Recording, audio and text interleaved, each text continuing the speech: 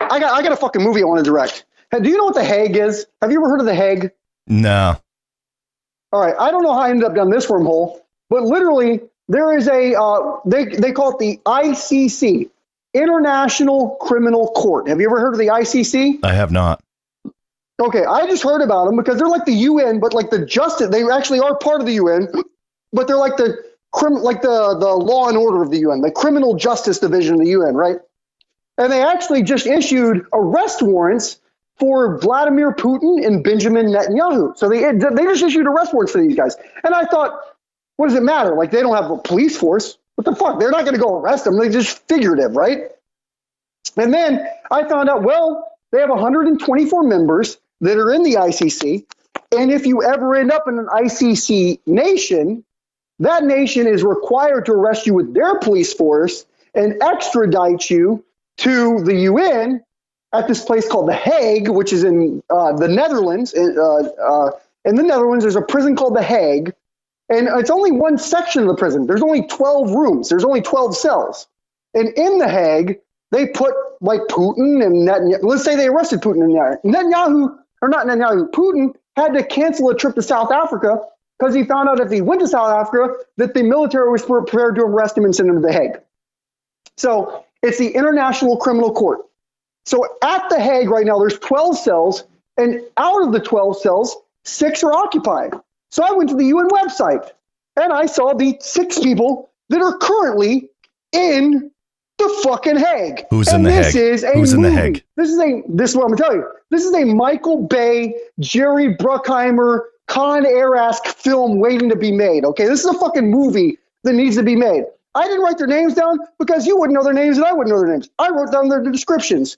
You've got an Eastern European genocidal maniac, a guy who led the genocide in Bosnia. Okay. The one that's caused the war. Yeah. You've got an Islamic jihadist. Okay. You've got an African warlord. All right. Somehow, you've got a former football player. You've got a Sudanese rebel. And you've got an international diamond dealer. Now, can you imagine the fucking movie of these motherfuckers figuring out how to break out together? You've got whites and blacks and fucking Eastern European. You got every bad guy. It's like you got the fucking Hans Gruber and Osama bin Laden, dude. It's like the usual suspects. Like they're all like grouped together, and then like fucking he goes into their backstories and all this shit. I could see it right now. Totally. I want to see this movie. And they fucking plan up. They fucking, by the way, slip in one like innocent guy, right? Slip in like one diplomat who's like fucking got in the wrong. I'm not supposed to be here. And everybody's like, yeah, right, buddy. We've heard it. Yeah. You call it Con Air 2. It's Nicolas Cage.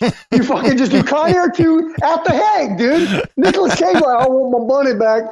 It's the same exact character. He's now a diplomat for the United States. He gets arrested, wrongfully convicted, ends up in there, and they all plot the escape, and he goes along with it, but he has to take them down in the end. And it's fucking Nick Cage versus Han Gruber and goddamn fucking Osama bin Laden. It's all of them. It's I gotta say something. I've ever seen, dude. You just reminded me of like before we started the show, we were talking about I was getting everything running and all this stuff, and we were just kind of yakking on the phone. And you had mentioned what's it called? The collider? What is it? The Hadron Collider. Yeah, the Super Hadron Collider. Yeah, and you believe that we are living in like some kind of alternate timeline now. And there's no way we're not, dude. Right. Okay. So I'm going to you said Hans Gruber, right? This is the dude, the bad guy from Die Hard. Yeah. So this is fucking Alan Rickman. Yeah. Alan Rickman. When did he die, bro? When did he die? How many years ago was it? He died recently. When was it?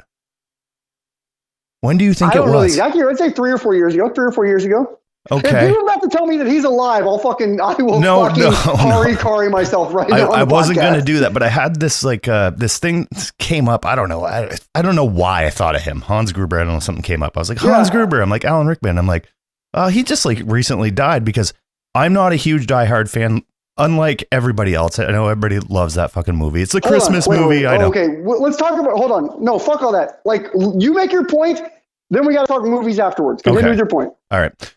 I'm not a huge Die Hard fan. Like, I'm not as Die Hard about the movie as everybody else is. See what you did this, I like it. I liked it when I saw it. I've seen it a couple of times, but like, it's not my. People watch it every Christmas religiously and all this stuff. So everybody knows about it. And so I'm like, I know who the guy is, and I know who Alan Rickman is. I've seen him in many movies. One of my favorite movies, by the way, was him with Most Def, where he played this he was a scientist, and Most Def came in, and he was like, I don't know, it was periodic, so it was like a long time ago, and he was just like a janitor, but then he like became an apprentice, and then he became a surgeon. That's what he was. He was a surgeon. And he ended up like Mos Def became a surgeon, or Alan Rickman became a surgeon? Alan Rickman was already a surgeon, but Mos Def, I don't know.